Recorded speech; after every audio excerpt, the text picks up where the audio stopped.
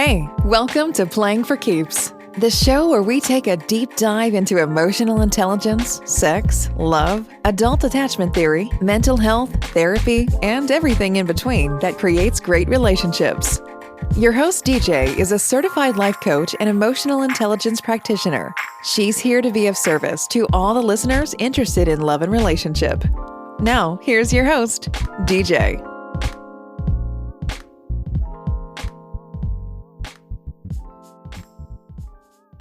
Hey everybody, it's your girl DJ with Playing for Keeps podcast, and today we have a special guest. Her name is Jenny Richardson. She is a dating and relationship coach for women who are ready to find the relationship they dream of.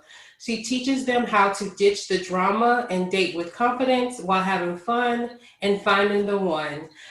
Today, she is here to speak on dating confidently and finding love online. How are you today, Jenny? I'm really good. Thank you. Thank you for having me. Awesome. I'm glad you were able to come on. So, what I've noticed when I speak to coaches, they kind of go through their own journey before they help others. Do you mind just telling us a little bit about yourself, your journey, and we'll go from there? Yeah. Well, I was very lucky. I met my husband when I was 19 or 20. Okay. We got married a few years after that. We followed a very traditional path. We got married. When I was 24, we had kids. And yeah, it followed a very traditional path. And then unfortunately, my husband passed away in 2016 and he was 45. It was very unexpected. Although I always say, I don't think expecting something like that actually helps. I don't think there's ever a good way for that to happen. So, Yeah. So I'm in my 40s and I've found that I'm unexpectedly back on the market, so to speak. And a couple of years ago, I trained to be a coach. I was looking for, I guess, what I was looking for some purpose for the rest of my life. And I've got two young girls, and one of them was struggling a little bit, as you can imagine, after that. And this coaching course was to help with kind of mental wellness and handling emotions and all that kind of stuff. So I retrained in 2018 to do that. And it's something that I can build up while I was working at my other job. And I did general life coaching for about 18 months. And in the last 8 months, I've then transitioned into dating coaching because that is something that I started last summer. And it was a bit of an eye-opener. It was a bit scary to start off with. But I also realised I had skills in that area that some people struggled with. And it wasn't straight away that I realised that, but in the last 8 months, I've realised that I've got actually some good insights in that area that can help people do it more successfully and not make themselves miserable in the process. Because I see so many people on Facebook struggling with the whole dating process and complaining about it, but also still wanting to find a good relationship and a good person to settle down with. And I just like, my heart breaks a little bit because whilst I haven't found my person yet, I do feel like so hopeful and in belief that that's going to happen. And I think, I want to help other people get that as well, because when you're in a good, healthy relationship, it's the best thing in the world. Yeah, that's what I've heard. I haven't experienced it for myself yet, but I hear that. So, I want to start off when you said it was an eye opener for you.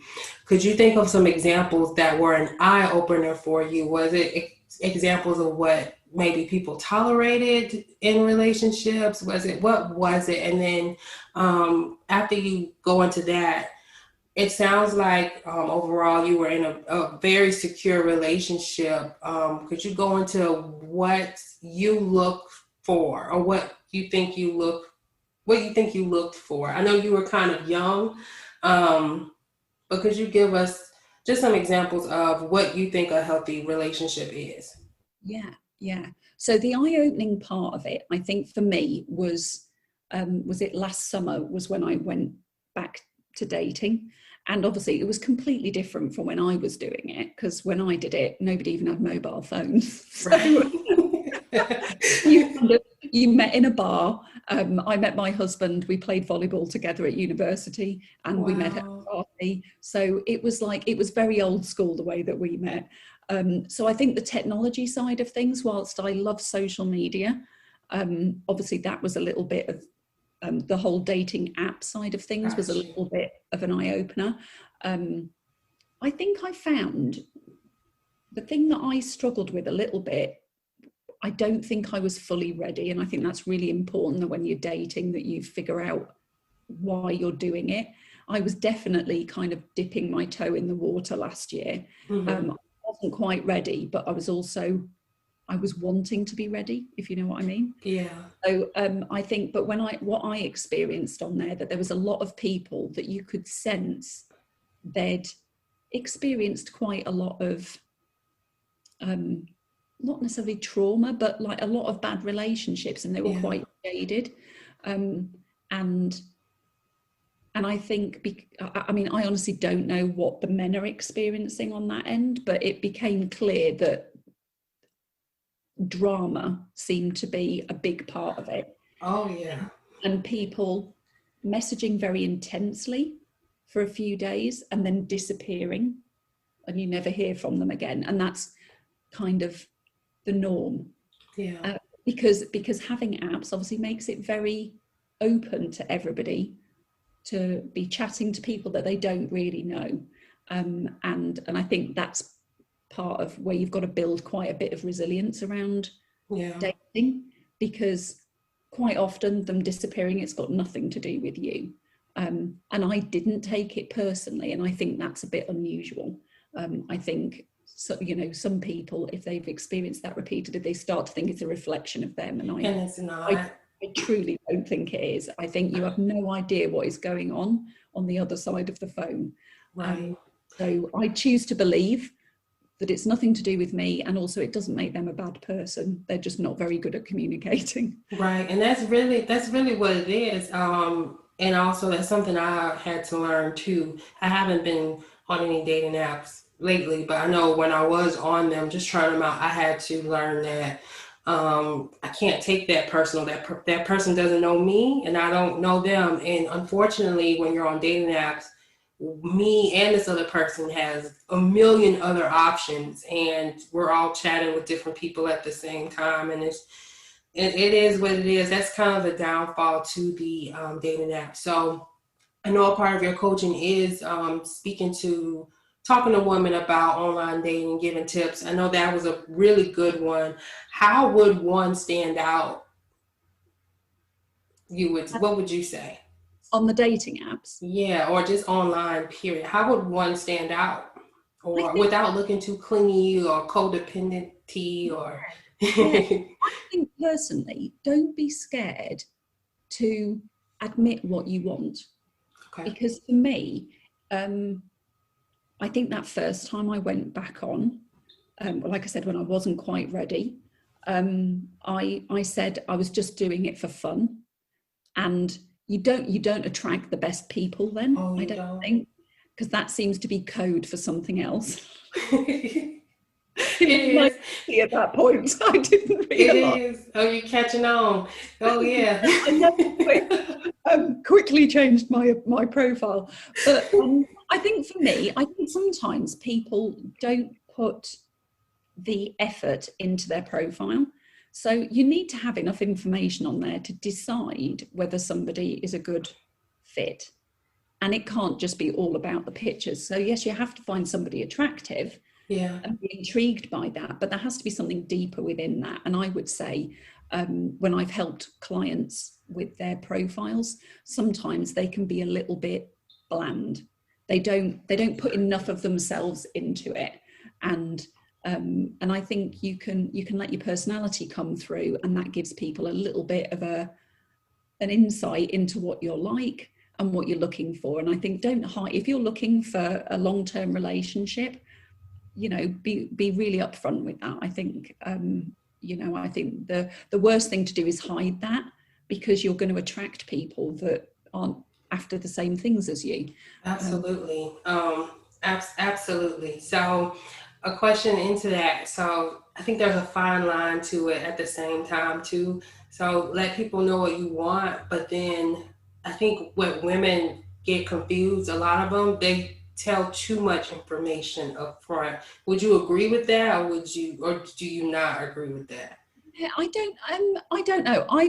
I've seen a mix, but I would say more for me is that the profiles that I've helped with, it's almost been like a sanitized version of themselves. Mm-hmm. And I think, you know, yes, you want to put a good version of you forward, but you don't want it to be unrealistic.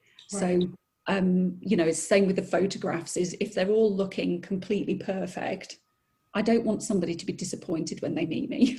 Got you. So a mix of photographs on there, and it's the same with like the words that I use. It's just making them aware. I do swear. I wouldn't say I swear loads, but I swear. And if you're offended by that, I'm not your person. Right. So I tell them that in the thing. So yeah, so it's things like that, letting a little bit of yourself through, Yeah. and a mixture of things that you enjoy and that are important to you. Okay. So as far as like the first date, like having your first date, would you say, like say you're out to dinner and then the guy, he asks you why are you single, right?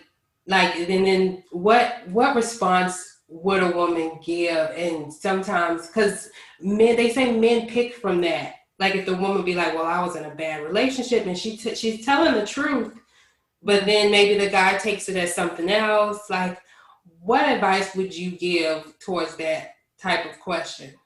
Yeah, it's hard, isn't it? I do appreciate that, because you don't know how it's going to be interpreted completely. Right. And but I also don't think it's healthy to focus on like a lot of bad dating history. You know, and just saying I've not met the right person yet. It can be something, because until you know somebody and you can swap those stories, but on a first date, I don't think it's fair almost to be going so deep into that stuff. You want to be keeping it a bit more light, but also getting to know them. And I think it is a really personal question, isn't it? Yeah. And like I say, you've got to trust somebody enough, like within a relationship, to trust them with that information. And for me, a first date is probably a bit early. I like that you put that out there. You like, for you anyway, that you feel like you have to trust that person, because I know a lot of people think that, well, I think a lot of people will make that person like they're single because the other person was just terrible, and then they are thinking in their heads that they look like everything, but in reality, I think a level-headed person will be like, there's always two sides to every story. Yeah. So, we all been through relationships and things like that they end for a whole variety of reasons. Right. And it's just a lot of information to get into on a first date. I think it should just be more about just getting to know each other. I think that question probably comes from somebody wanting some reassurance that you're not crazy or something like that. Certainly when I've been online, I get hints from guys that you're not crazy, are you? You're not one of the crazy ones. And it's like, crikey, you know. So let me ask you this. Yes, I am.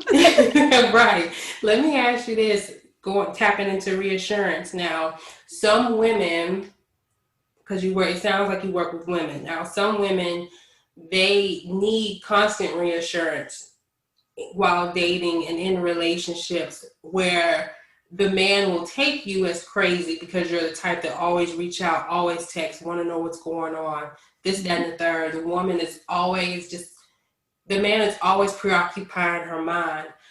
What advice do you give to women, or how do you work with women like that who are just preoccupied with relationships and dating, and they kind of get stuck in toxic cycles because they think this way? How do you work with those women? Yeah, well, no, and that's a brilliant question, because I do see that a lot.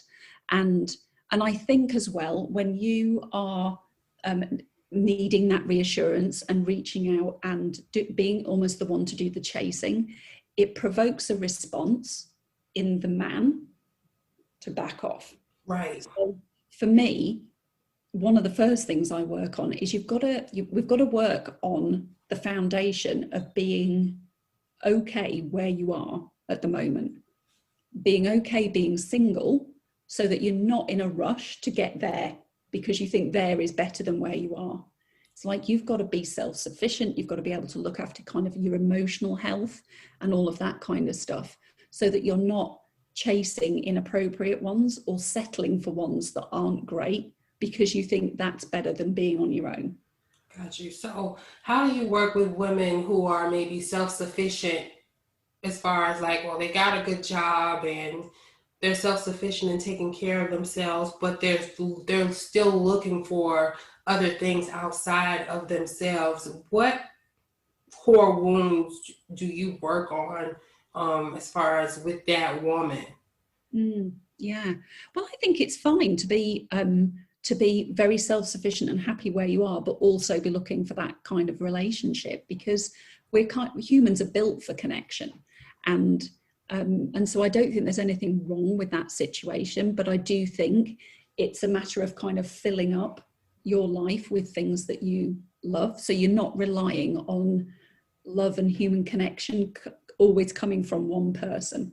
Because Right. So that's where that's where I was asking, because there's women who are like, I'll use myself as an example. I'm very career driven, but I was always looking for something outside of myself, and I always just thought that it would be in a relationship. And for me, I would always attract guys who I could focus on, like my career. You know what I'm saying? Like a builder man or something like that. You know, like he had potential, but he needs some help though. So let me help him out. Right. So that's why I was like, how, if you ran into a woman like that who didn't fully understand like what codependency is, and what and how you have to find happiness within yourself and not other people, like how would you work with a woman like that? But then you gave examples of knowing that you can find those things not just in one person but in other things. Yeah, So, it just kind of gives a good balance to your life, doesn't it? It's a bit like, I was always one when I was growing up that which is probably why I was quite suited to marriage. I always had like one best friend, but it's not very healthy, because if that one best friend, if that relationship goes sour, then you're not in a very good position for support and things like that. So similarly, I think, it's good to have that mix of friends and family that support you and you support them.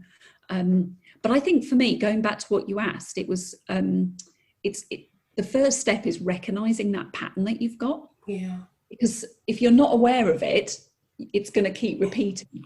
Right. And that's definitely it, because I know in my situation, I was always looked at, because even though I was like that with my partner, I was also like that with my friends and my family, and I was the go-to person. So I was looked at as strong. So I figured, this is just my role in life. Yeah. But then, like I was explaining to you before, my last relationship really opened my eyes. Like, no, this isn't it, because you can be there for somebody and help build them up, and then they decide to walk away, which is okay, because at the end of the day, humans change their minds. But when they walk away, what do you have for yourself? Yeah. You know what I'm saying? And I think if that ends up being like something that you rely on, being somebody who provides for others and, like you say, fixes them, or is the sole support for them, I think that's where it can get a bit unhealthy. But I think recognizing that pattern is the first step. Because when you recognize the pattern, it's like you said, you have that self-concept of being strong and helping people and being there for them, which is lovely. And you get to choose, well, is that who I want to be? And do I want to be anything else? Right. And I think there's obviously, we all have like programming set in, and there's an easy way that our brain works, and because it's always gone down that route, right, it's easy to keep doing that. But if you decide at some point that doesn't serve me anymore, it's practice to kind of go, right, I want to do this instead. Yourself being drawn to somebody who needs fixing in some way or supporting and building up, it's like, do I want to be that, or do I want to do something else? Do something else, right? Yeah, because I quite like the idea of in any relationship, including my marriage, there were parts that didn't work. Do you know what I mean? There was parts that you would say, oh, if they stopped doing that, that would be marvelous. But right. And it's thinking, accepting all of it, the whole package, right, and not needing or expecting them to change. And so I always like to ask people, if they're with somebody and they're not sure whether it's working, I'll just say, well, are you happy as it is? Or are you expecting them to change at some point? Because that's a good question, and an eye-opening question, I think, too, because if you can't accept all of it or everything and you're expecting them to change, like you're fixing somebody up, you're expecting them to change something. And if you can't accept them where they're at right now and let them grow at their own pace, then it's probably not the relationship for you. So that is it's draining as well, because you're kind of fighting against what is. Mm-hmm. And I think, and it's not healthy for you, but it's not healthy for them either. And that's why I don't like ultimatums where somebody, where somebody might say, if you don't change this, I'm going to leave. Yeah. I wouldn't want anybody to change under those circumstances, because right. people do change. I mean, there's the saying that leopards don't change their spots, but I truly believe people do evolve. You've probably seen it in yourself, and I know I have. That people change over time, but it never comes from a position of being forced. Not at all. And it not at all. And I think it brings resentment too if they do try. If they do try and it's not on their own, it brings subconscious resentment. I really do believe that, and I've witnessed that for myself. So sometimes not very subconscious even. I believe that too. Okay. Let me ask you this. What projects do you have right now? What do you have going on? Yeah, well, building up my business. So I've been doing the dating side of things for about 8 months. So I'm building that up. I'm running a 12 days of Christmas dating. I want to say it's not really a challenge, because that makes it sound like hard work, but it's like 12 days of gifts, basically. Okay. Tips, mindset, tricks that you can use to kind of keep you focused on yourself and what you're looking for, and drawing those people to you, and how to remain kind of upbeat, resilient, all of those kind of things that are really important when you're dating online, because I think it can be quite soul destroying, and if you focus just on the bad interactions. I think it's really important, like when I've been dating this time round, and a lot more intentionally, I've seen there's been maybe a third of people that, like I say, they naturally drop off. So they're messaging and then they disappear, and that's fine. And some of them we've just discovered in and amongst those first few weeks that we're not a good fit. Yeah. Their sense of humor is too rude, or they're expecting something in a relationship, like lots of messaging backwards and forwards, which when you've got 2 jobs and teenagers and a house to run, that isn't, I'm afraid, going to happen. Right. It's a different place from where I was when I was in my 20s and dating. So that just wasn't a good match that way. So I think, but focusing on the ones that didn't work isn't helpful. I mean, if it became a pattern to learn from, then that is helpful. But most of them, it's just like, you're not a good fit, and then everybody parts on good terms. Right. You just divert your attention to the ones that you're having nice conversations with. So it's things like that that I think keep it fun and healthy, and all that kind of stuff. So that's what I'm working on at the minute, which starts tomorrow, is the 12 days of Christmas. So okay. And then where can the audience find you?